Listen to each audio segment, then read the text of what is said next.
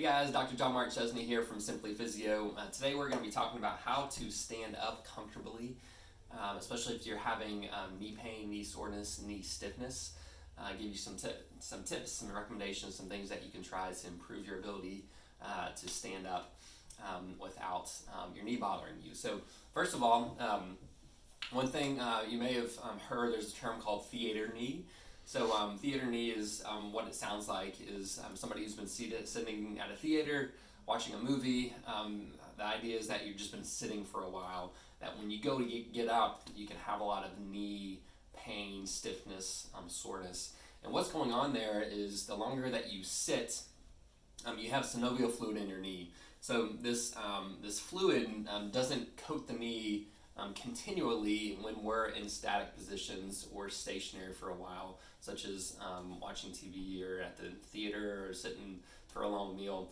And so with that lack of synovial fluid coating the knee, it's kind of like WD-40 around the knee. It can create stiffness and soreness when you go to get up. So that's one factor that can influence particularly knee stiffness with prolonged sitting. So one easy tip is to help spread that synovial fluid is just before you get up, just bend and straighten your knee a little bit. What that does, motion is lotion, movement is medicine. So it helps to spread that synovial fluid to coat the knee better, so that when you get up, you should have less soreness or stiffness with that. So the other thing to watch for is just your alignment in the knees when you're going to get up. If your knees collapse in when you're going to stand, you're going to have a lot of pressure there in the knee joint. That's not going to feel good.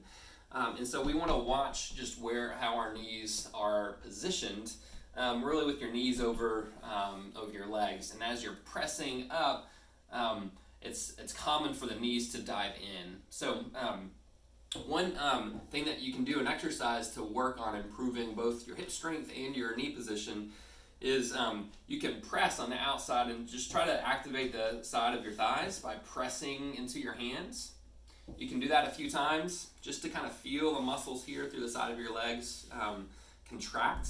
And you can even do that when you're going from sit to stand, just to get that connection with these muscles at the side of your hip as you're going to stand up. So I'm pressing and then I'm standing up and then coming back down. So again, I'm pressing my knees in with my hands, but I'm pushing out as I'm going to stand to just get the hips activating those muscles when I'm going from sit to stand. We got a few other notes here. Hold on one second.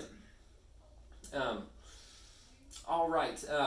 So the next tip is if we're able to activate kind of the back of the leg muscles before we go into stand, starting with the bottom of the foot. Just an easy tip just to help to feel grounded when you're going to stand up is if you think about the arch of your foot, if you're activating those muscles, like you're trying to squash an orange. So as you're going to stand, really think about pressing your arches down into the ground. So what that will do is will activate your deep muscles there in the foot, the back of the calf, the soleus muscle, and you'll get some hamstring activation too. And you'll just feel much more confident when you're going to stand. So it's not going to look much different, but it's going to feel very different. So again, I'm trying to press my arch, the mid part of my foot into the ground, press as I'm coming to stand up. And same thing on reverse, you can kind of think about just pressing the midfoot down into the ground to help to activate some of those muscles in the back of your leg. Last tip, guys, here is sometimes it can be helpful just to make the task a little easier. So if with this table I can raise it up, at home you could get a cushion or elevate the surface, and you could practice just going from sit to stand from a little easier height, just to build up your confidence. Up and down. You can either do that, or if I were to be back at the same height, instead of practicing going from up to down, I can practice going from down to up, but going really slowly. So I'm going to build the eccentric strength of my leg muscles by really trying to go down slow.